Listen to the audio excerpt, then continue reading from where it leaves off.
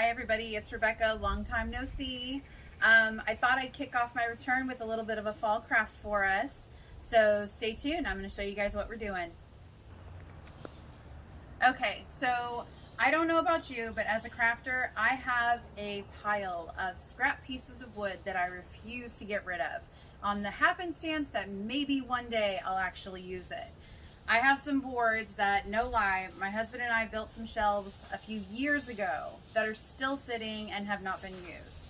Well, I've walked by them enough times and now I've decided to do something with them. Scrap wood. It is probably the bane of my family's existence. They trip on it probably more times than they'd love to admit. So we're going to take care of that today with a little bit of a craft. And what it's going to be is it's going to be these adorable little candy corn pieces, and there's a surprise that comes along with these that we're going to get to further in the video. But right now, let's get started with making the shapes for our candy corns. Okay, so the first thing that you're going to want to do is you're going to want to square out your boards. Now when I say that, it doesn't mean make your board a perfect square. That's not what we're going for. What we're going to try to do is accomplish getting 90-degree angles on each side. So what I do is, if your board's a wonky size, just get it, take a ruler straight across, run your line, and that's going to be your first cut. Okay, so the first thing that you want to do, I'm using a miter saw, but you're more than welcome to use a hand saw. These are simple straight cuts, so it's not something that you couldn't do with a simple hand saw if you wanted. The miter saw is just faster and easier.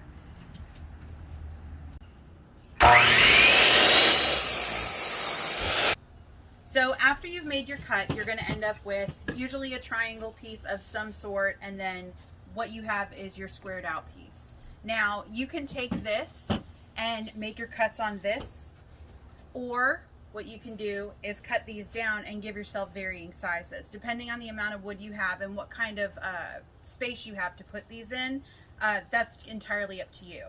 So what I'm going to do is I'm going to cut this down because I like them a little bit smaller, and then we'll go on to the next step.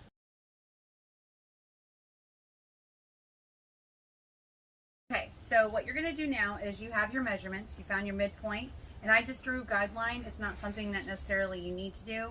I just do it to help me run the saw. We're going to run the saw and cut out our triangle shape. I'm about to use a miter saw to make my cuts, but just so you know, you can totally do this project with a hand saw. I just have a miter saw available to me, and so it makes the cuts quick and easy. But like I said, hand saws are definitely okay for this project.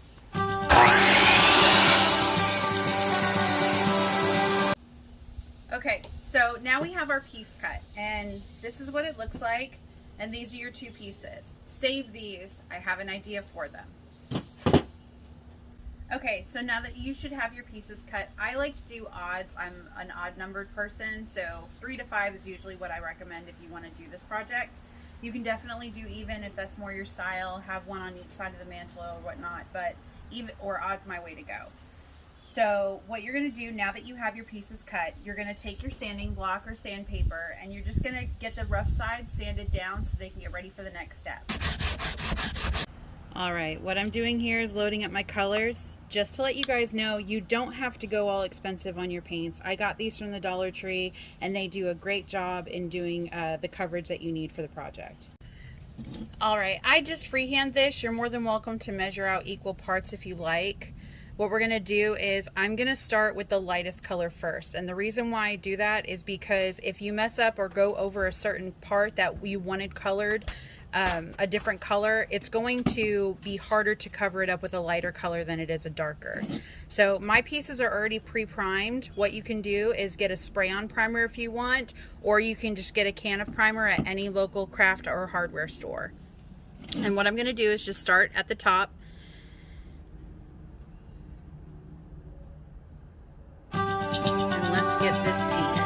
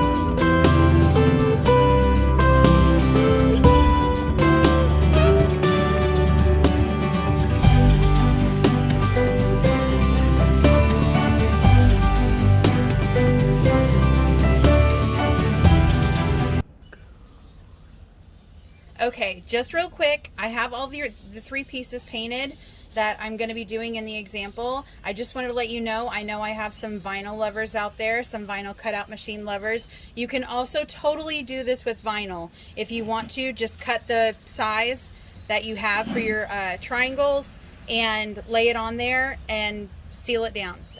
Alright, so after you have your candy corn painted, you can take any kind of neutral paint. I chose black just because it went well with the Christmas trees and the candy corn. And I painted the edges. I used some old cabinet paint that I had that I used last year. Use what you got. On the other side, what you can do is I just did almost a modern chalk style drawing on my Christmas trees for this one. And then I ended up doing something a little bit more traditional on the side of this set. What I did is I painted this green in the background, and then I got some vinyl and I just cut swags and I ran them across the sides, side to side of the tree.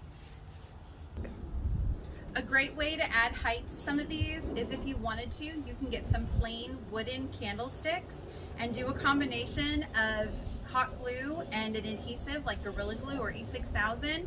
Mount them to candlesticks and it'll give you great height that you could put on your mantles, on your buffet tables, entryway tables, and so on and so forth. And that's the end of this tutorial. I hope you guys enjoyed it. Be sure to stay tuned because we do have more tutorials this week coming your way on what to do with these wood scraps. It was good seeing you guys again. I'll be back soon. Bye-bye.